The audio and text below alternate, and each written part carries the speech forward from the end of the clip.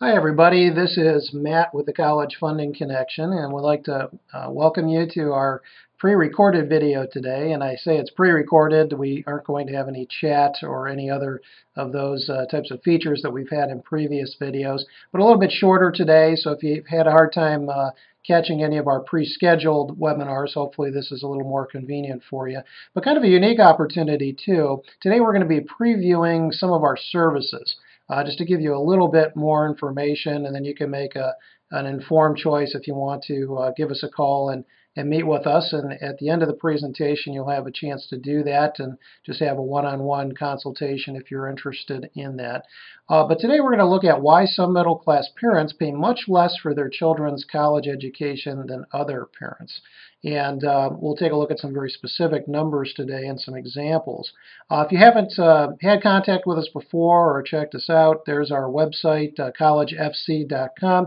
And we're headquartered in Brunswick, Ohio, which is in the Northeast Ohio area, but we actually work with families all over the U.S. So if you've seen any of our videos before, sorry for repeat info, but we talk about this a lot. The real reason that some parents pay less than others really comes down to good, smart planning. And when we talk about or hear about planning in the news nowadays or from other families, everybody's talking about how to save for college and how much you need to save for college. There's a lot of financial planning firms that get into specific cost estimates for college. But it's really even more than that. It's about saving on the cost of college, which really means understanding very specifically how much financial aid will be available at a specific list of colleges, understanding the financial aid rules, and then looking at specific colleges to see and estimate how much financial aid they're likely to come up with. And that's taking it to a whole nother level that is unique really to college planning firms like ours and others that do the same type of planning. So saving on the cost of college, when we talk about this, we're often looking at financial aid planning models. And here we have a timeline on the screen. And you'll see that it's divided into two sections. On the left, we have the strategic college planning period. On the right, the tactical planning period. So the strategic college planning period is what most of us are familiar with. It's saving for college, which is still very, very important. The more you can save, the easier it will be later on. And that starts when our kids are very young and continues on really into high school. And then we get into the tactical period, and at that point the paradigm kind of changes. We kind of are shifting out of the savings mode and shifting into the cost savings mode. So looking at how to pick the right school for the right child, looking at the financial aid rules in more detail, and determining how those financial aid rules are going to impact your family either positively or negatively when it comes time to apply for financial aid. So the foundation for effective planning comes down to that basic number that we've talked about before, the EFC, or the expected family contribution. And what that is the portion of your income and assets that you will be expected to contribute towards the cost of college. Now keep in mind that the EFC number is a starting point for the colleges. That's the number they start with, not the number that they end with. And it's the same across the board. Every college uses the same formula or formulas. They're either using the free application for federal aid, which is the federal method, or they're using the CSS profile and registration form combined with the FAFSA. So a lot of private schools, some public schools, use CSS profiles combined with the FAFSA. And basically it's based on the time period from January of your student's junior year in high school to December of the senior year. So if you think back or look back to the previous slide, that tactical period is known as the base year, and it begins the junior year of high school for your student. And it really then kind of translates to this number or this formula. What we're looking for is a high financial need number. That's how much aid your student will be eligible for at whatever college they're looking at, and that can vary from one school to another. So it's the financial need is equal to the cost of attendance minus the family's expected family contribution. So you start with a financial need number, but then ultimately the colleges are going to decide how much of that financial need are they going to cover with financial aid from their school. Some cover 100%, whereas other schools may only cover 30 to 40%. So this is not the end of the process. We then have to, now this is where a lot of estimates or a lot of college aid calculators will stop. But you need to take it to the next level and understand and estimate how much aid you're going to get from specific schools. So if you're looking at a school that covers 100%, that's great. But if you're only looking at a school that covers 30 to 40% of the aid that your family is eligible for, and that then gets well beyond your budget, you may want to cross that school off the list and look at some other colleges. So we're going to take a look at some examples of that here in just a minute. But here is a good example of a family's finances before planning and then after planning. On the left, you see the before planning. On the right, the after planning. So when we look at some of the key variables here, we have household income at about $100,000. I would say that's typical for a lot of families nowadays if you have one or two spouses working. Net home equity, so they've paid down some of the debt on their house. They have about $50,000 in net equity on their primary residence. And then you'll see here, I'm going to use my cursor, but you can see the non-assessed savings. So here they have savings, but it's probably in a retirement portfolio or some account that the colleges just are not concerned with or aren't looking at. But they also here have an account, let's say a stock brokerage account or some other asset that's being looked at of $150,000. And that's going to have some impact on the financial aid calculations. So if we were able to shift this $150,000 into some account that they're not looking at, we're not spending it, we're just repositioning it, shifting it from pocket A over to pocket B. And now the family has nothing showing up in the assessed savings category. But look, their non-assessed savings went from $300,000 over to $450,000. So they were able to effectively shift that money somewhere else and basically keep it in a pocket that is not being looked at by the colleges. But you can see the difference here in their expected family contribution. Prior to repositioning assets, their expected family contribution is $28,475. After proper planning, their EFC dropped down by almost $9,000 or over $8,000 to $20,000. Now, $20,000 is still a significant amount of money, but much better than $28,475.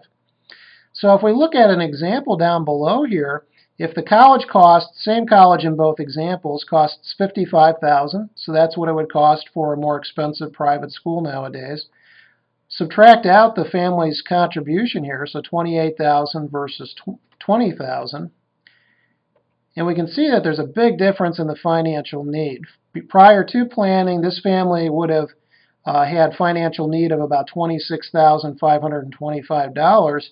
After planning, their need jumped up to about $35,000. So that's that much more financial aid that they're eligible for. And that translates to then $8,475 per year in additional financial aid, or $33,900 over 4 years. So just imagine if you were able to keep that much more money in your pocket and not have to essentially donate it to the college unnecessarily. So let's take a look at a real-life case study using our unique planning program. I'm going to pause the video for just a second, and then we'll pull up the software here so we can look at it. Okay, I'm back and wanted to show you our software program. And this is something that we do with families that we meet with. Initially, it's free of charge. We run some quick estimates, and then we can let you know if there's anything that you can do to improve your circumstances. So we're going to start with academics, and this really comes down to merit aid. And some schools provide merit aid and some don't. We're going to just put in some kind of sample numbers. So this is the sample family. But the ACT, we're just going to say the student's a pretty good student. They got a 28 on their ACT. Grade point average, we'll say, is a 4.0.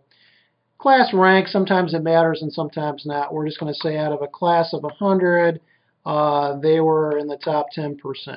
Okay, we're going to save that. No kind of Hispanic or Native American or any type of ethnic groups that we'll list there. We're just going to pretend that the student lives in the state where I am, which is in Ohio. We can pick pretty much any state. And we're going to say that Mr. and Mrs. Sample are both 50 years old. So we'll put that. They have one child, one student in college, no dependents at this point for other students not in college. So there's no siblings. Now the parents' finances. So we're going to just use the numbers from the last example. So we don't know what the estimated taxes are, but we're going to say that their adjusted gross income is $100,000. No untaxed income, so we're not going to assume. Untaxed income would be dividends or interest or some kind of investment income. Non-retirement savings, so now we're going to say $150,000 in, let's say, a money market account somewhere. And there's about $50,000 in home equity. There's no business that the family owns, no small business or farm. Contribution into retirement accounts, let's just say $3,000 per year, and that can make a difference sometimes. No annuities, and no child support paid. No dislocated worker, so nobody's unemployed or disabled. I'm going to save that. Oh, missing. Untaxed income, forgot to put a 0 in there. And then the student's assets. So we're going to say 0. So let's just assume that nothing here. But they do have a savings account of $25,000. They got an inheritance from grandpa, and maybe another $20,000 in 529 plans, and no annuities. So let's say that mom and dad on a monthly basis want to contribute, let's say $1,000 towards college costs. And the amount of assets that they will pledge, let's say $75,000, just as an example. No student income. Student's going to pledge, let's say, $25,000 of their assets. And I'm going to opt into loan programs here. Doesn't mean that we're necessarily going to need loans. We'll just put it in there. Students are willing to take on student loans. And we'll say $27,000. And then we're going to look and say, okay, let's look at a state to search. So we're just going to look again because I'm in Ohio. We can pick any state, but let's pick that for now. And we want to make sure that there's schools that the student is likely to get into. So remember that it's not just about picking a school, it's about picking relevant schools. And you don't want to overshoot your mark as a student and only apply to very competitive schools because you might be disappointed if you're not able to get into several of them.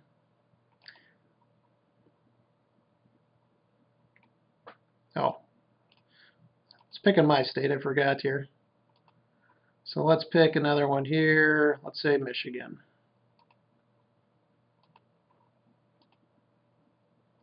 And the other one is Pennsylvania. Okay.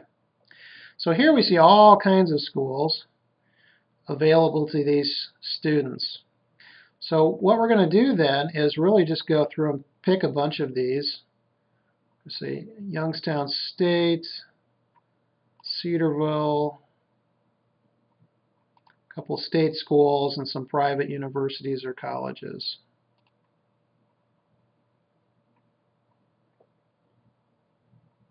Okay, so a good list. We'll pick a couple over here too.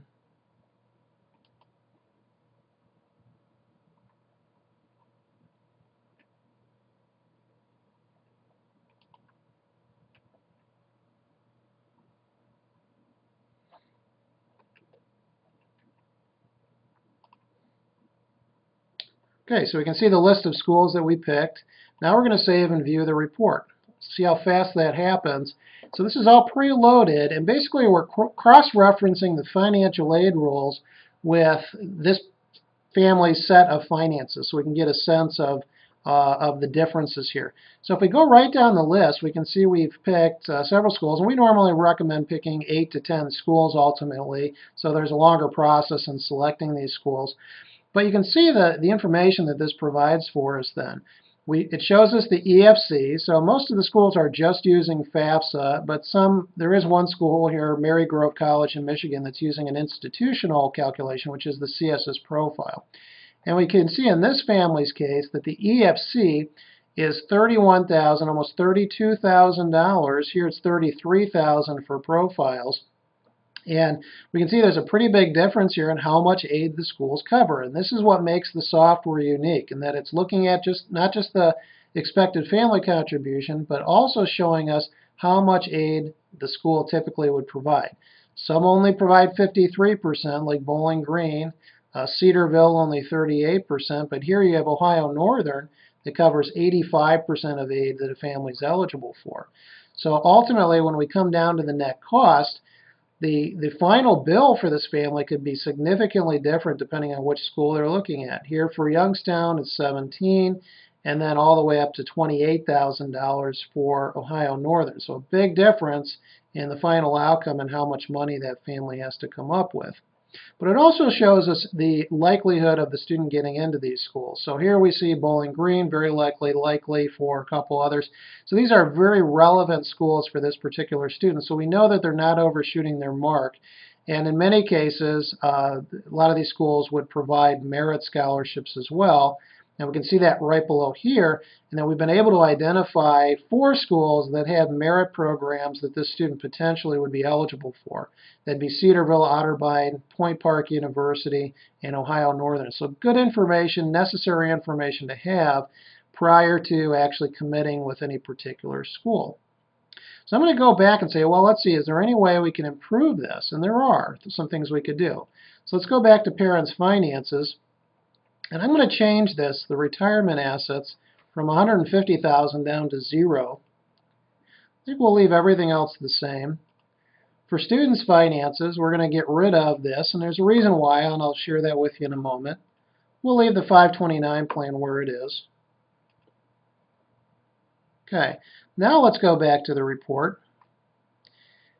I have to remember, but the EFC before was about $34,000, and now we've been able to bring it down to $27,000. Probably could bring it down even more, but now it's a much lower number than what we were looking at previously.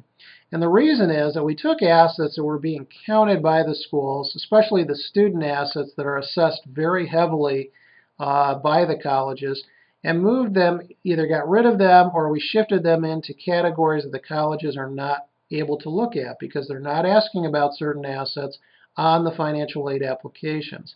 But it makes a big difference in net costs ultimately, where I think on the high end we were looking at $28,000. Now we see more schools down here in the $17,000 to $19,000 to $20,000 range. So we're looking at a shift of really about $7,000 to $8,000 in the EFC now compared to what we were looking at previously. So hopefully you can see that through proper planning, by understanding the ins and outs of these financial aid calculations, that you can make a big difference if you plan early enough in reducing those net costs, those out-of-pocket costs for your family. And this is, like I said, this is the type of planning that we do even from the very first free meeting that we have, the free consultation that we offer for families prior to getting into more specific planning with the family. But we can run these numbers pretty quickly. And then we have another program where we get into more specific strategies that families can put in place based on their unique circumstances. So I'm going to pause this again and go back to the presentation. I'll be back with you in just a moment. Okay, back with you again. And just had a few more slides wanted to share with you. But one of the questions I get oftentimes is then, should I seek professional guidance? Well, you just saw a sample of one of the calculators, one of the software programs that we use as we work with families. So whether or not you should seek professional guidance really depends on how those numbers work out and any kind of value that there might be there for you. So I put together a list of some guidelines that I find to be pretty helpful for families. First of all, do you have home ownership, or do you own a home, and do you have net equity in the home that you have? So have you paid down your mortgage? And sometimes that can make a difference, especially for private schools using the CSS profile calculations. So you want to see if that makes a difference in your case. Do you have household income ranging from $60,000 to $200,000? So if you're looking at private schools especially that are $40,000 to $60,000 per year, even if you get up to 200,000 or even sometimes more than 200,000, you may find that your family and your students are still eligible for financial aid, especially if you have more than one student in college at the same time. It can make a big difference. If you have savings in excess of $30,000, especially if that savings is held outside of retirement accounts. So if you got an inheritance or you've been a very good saver and you've put money in stocks or other types of savings accounts, you definitely want to look at it because it can make a big difference, and you may find that if the money stays there, you're just going to end up basically, like I said, donating it unnecessarily to the colleges. Do you have a student in your home that has a grade point average of 3.0 or higher? On the report, if you remember, we saw some schools that are offering merit aid. So one of the variables that we put into our calculator is grade point average and test scores. If you have a sophomore or junior and we're running numbers for you, sometimes we'll just estimate some of those things. But it's a good indication that there might be some merit aid. We saw 4 schools in the sample that we ran that had some identifiable merit programs based on grade point average and test scores. So we can look at that as well. So if you find that your family or your student meets one or more of these guidelines, then I would certainly consider consulting with a professional to discuss your family's options. It doesn't mean you're paying a professional, and I would say most reputable planners will offer you an initial consultation for free, because at that point they don't know if they can help you, but they're willing to go through the process of finding out, and then if there's any services that are relevant, they'll bring it up and you can make a decision on what you want to do.